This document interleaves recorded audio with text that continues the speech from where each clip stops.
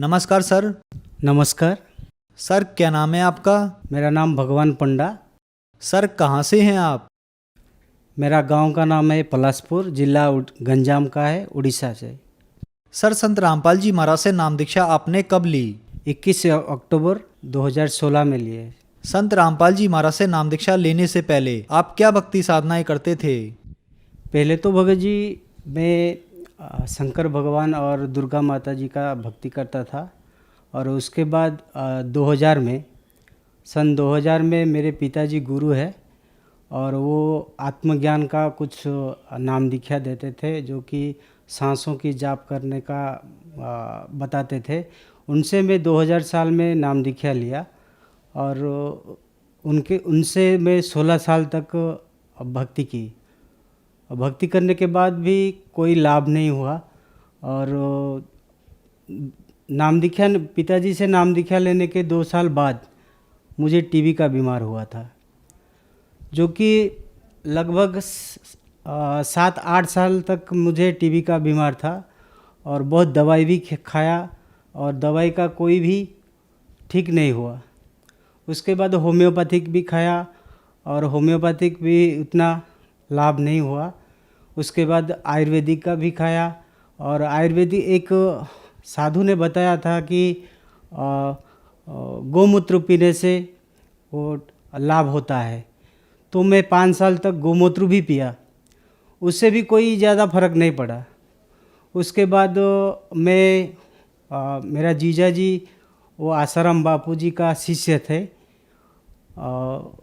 उनके पास एक पुस्तक मिला जो कि कबीर साहब का एक बीजक पुस्तक है और वो पुस्तक मुझे मिला। मैं वो पुस्तक पढ़ के कबीर साहब के बारे में मुझे जानकारी हुई और कबीर साहब की जो जानकारी हुई कि मैं कबीर साहब कौन है, कहाँ है, और उनके बारे में पूरा जानकारी लिया, जो कि हर जगह पर हर पुस्तक की जो दुकान है, हर जो कैसेट की दुकान है, सब जगह पर गया और कबीर अमृतवाणी, कबीर के दोहे, कबीर शब्दामृत, ये सब पुस्तक लेके मैं कबीर साहब के बारे में जानकारी ली और लगभग 16 साल तक कबीर साहब का जो वाणी है, जो शब्द है और जो पुस्तक है, उनसे पढ़ के पूरे कबीर साहब के बारे में ढूंढने लगा।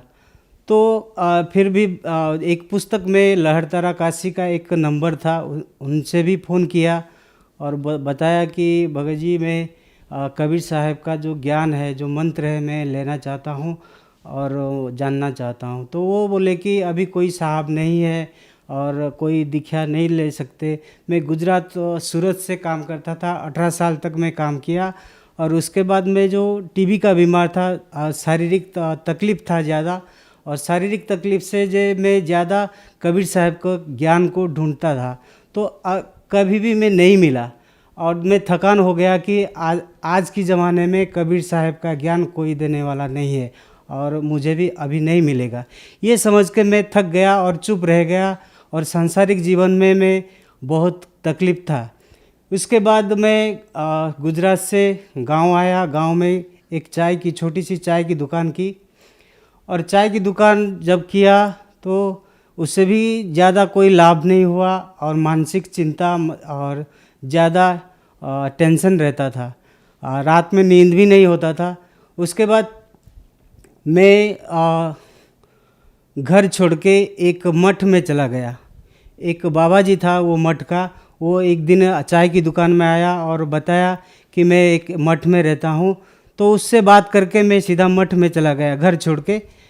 तो मुझे साधु बनना था कि परमात्मा चाहिए, मुझे भगवान को देखना है, परमात्मा को देखना है। यही सब मुझे मेरे अंदर जो परमात्मा की जो आत्मा की जो तड़प था, तो मुझे साधु बनना है और साधु बन के मुझे जीना है। तो यही समझ के मठ में चला गया। तो मठ के अंदर जो उड़ीसा के सभी गांव में जो राधा कृष्ण का जो मठ है, हर गांव में है, जो वही मठ में जाके मुझे 4 महीना तक वहाँ पर रुका। तो वही जो साधु थे, जो बाबा जी थे, वो भी मच्छी, मटन, दारू सब खाते थे। तो मैं सोचा कि अगर मुझे साधु बनना है तो यहाँ आके मुझे गलत रास्ता में चला आया है कि यहाँ कोई साधु नहीं है, ये गलत रास्ता है। तो वहाँ छोड़ के फिर एक राधा कृष्ण की जो आश्रम है, जो कि वैष्णवी धर्म बोलते हैं, उसी आश्रम में गया। उसी आश्रम में उसको जो गुरु है उनके पास गए। तो मैं बताया कि सर जी मुझे यहाँ रहना है, भक्ति करना है, और वहाँ मुझे साधु बनने के लिए मैं घर छोड़ के आया हूँ और मुझे यहाँ रोकिए। तो वो बोले कि ठीक है, रुक जाओ। तो मैं रुका और वहाँ भी भक्ति किया। तो मुझे वैष्णवी बना दिए, जैसे कि कंठी माला, तिलक और चोटी, ये धोती कुर्ता, ये सब पहना के ये सब वैष्णवी धर्मी बनाए। तो वहाँ पे भी झगड़ा झाटी ज़्यादा होता था। जो भी गुरु थे उनको भी डायबिटीज़ और हाई बीपी का बीमार था। तो मुझे भी बहुत मन में दुख हुआ कि अगर ये लोग ऐसे बीमार है तो मुझे क्या लाभ होगा, तो मुझे परमात्मा कौन दिखाएगा। तो ये तो दिखाने वाला नहीं है। बाकी जो लोग जो ये लोग का जो बीमार ठीक नहीं खुद नहीं कर सकते, तो मेरा बीमार जो कि परमात्मा को पाने का जो तड़प है वो कैसे दिखा सकते।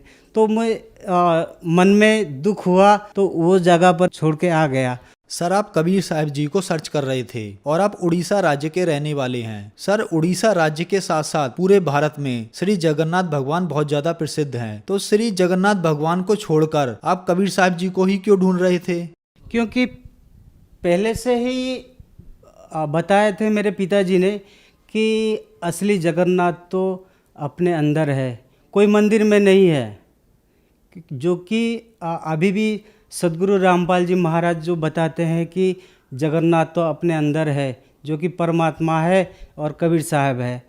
ये जो पिताजी बताए थे, उसी दिन से मैं दृढ़ कर दिया था कि मंदिर में कोई भगवान नहीं होता है, अगर होता है तो अपने अंदर होता है। यही दृढ़ विश्वास के साथ मैं चलता था। फिर आप संत रामपाल जी महाराज की शरण में कैसे आए? फेसबुक में एक राजस्थान का भगत मिले।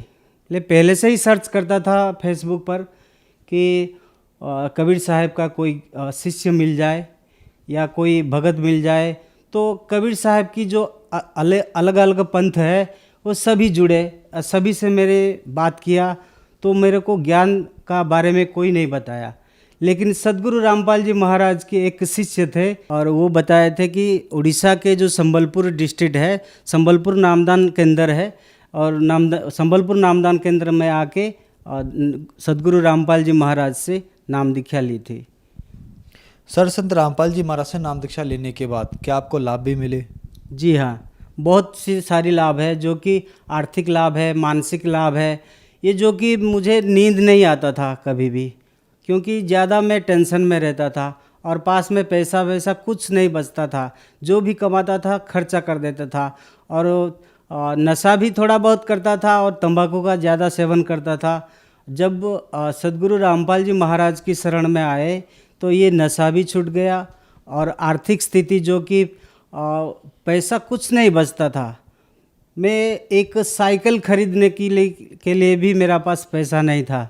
अभी तो मेरा पास गाड़ी भी है। संत रामपाल जी महाराज की कृपा से अभी गाड़ी भी है और घर भी बनाया और बहुत कुछ लाभ भी हुआ, जो कि मैं आर्थिक लाभ से बहुत सुविधा मिला, और मानसिक स्थिति से भी मुझे नींद नहीं आता था, ज़्यादा टेंशन में रहता था, क्रोध में ज़्यादा रहता था। वो धीरे धीरे सदगुरु रामपाल जी महाराज की शरण में आके पूरा ठीक हो गया है। और उसके पहले टीबी का बीमार हुआ था, लगभग 8 साल से टीबी का बीमार था, और टीबी की जो कि सांसें लेना मुश्किल था, जो कि डॉक्टर बताया था कि छाती में कफ जम गया है और उसी के कारण से आपको टीबी है, लेकिन दवाई चालू रखो। मैं बोला कितना दिन तक मैं दवाई खाऊं, और दवाई खा के पूरा ज़िंदगी गुजरूं क्या? तो वो बोले कि आपको तो खाना ही पड़ेगा, क्योंकि आपकी छाती में कफ जम गया है।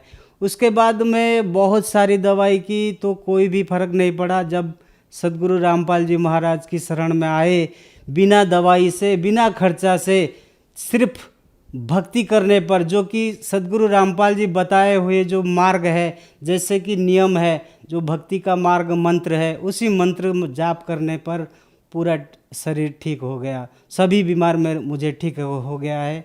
अभी मैं मानसिक आर्थिक स्थिति से बहुत शांति में हूँ। सर, जो दर्शक आज आपको देख रहे हैं और वो परेशान हैं, दुखी हैं, खासकर अपने उड़ीसा राज्य के लोगों को आप क्या कहना चाहेंगे? जी सर, मैं तो एक मामूली जीव हूँ। मैं प्रार्थना करता हूँ पूरा उड़ीसा, पूरा देशवासियों को कि मैं तो एक ब्राह्मण जात से हूँ, लेकिन ब्राह्मण जात का जो असली भक्ति है वो असली भक्ति नहीं है, वो गलत है। जो कि असली भक्ति तो सद्गुरु रामपाल जी महाराज दिखाते हैं कि सभी देवी देवताओं का जो भक्ति करना, विधि बताना, विधि जो बताते हैं कि नियम बताते हैं वो सही है, गलत नहीं है। बाकी जो कि भक्ति करते हैं देश पूरा अपना, जो उड़ीसा के जो भक्ति, जो जैसे कि जो रविवार से लेकर शनिवार तक बार देख के वो भक्ति करते हैं। जैसे रविवार को सूर्य पूजा, सोमवार को शिव जी की पूजा, मंगलवार को, ऐसी हर दिन का अलग अलग पूजा वो भक्ति करते हैं। लेकिन ये सब अपने अंदर जो परमात्मा ने बताया है कि हर दिन हर सांसे का मोल, जो कि भक्ति करने का विधि बताते हैं कि अलग कहीं नहीं है, और किसी बार में अलग अलग भक्ति नहीं करना है। अपने अंदर हर देवी देवता का जो मंत्र बताते हैं, भक्ति बताते हैं, उसी भक्ति, जो कि संत रामपाल जी महाराज बताते हैं कि ऐसी भक्ति करने पर ही अपना आत्मा का कल्याण होगा। सर, संत रामपाल जी महाराज से नाम दीक्षा कैसे ली जा सकती है? जी सर, उड़ीसा के जो नामदान केंद्र में आप जा सकते हैं, नज़दीक नामदान केंद्र में, जो कि टीवी चैनल, अनेक टीवी चैनलों में सद्गुरु रामपाल जी महाराज के सत्संग आते हैं। और सत्संग में नीचे एक पीली पट्टी चलती है, उनके आश्रम के नंबर है, उसी नंबर से आप फ़ोन करके नज़दीक नामदान केंद्र से अति सुविधा से नाम दीक्षा और निःशुल्क नाम दीक्षा ले सकते हैं। जी धन्यवाद सर। नमस्कार।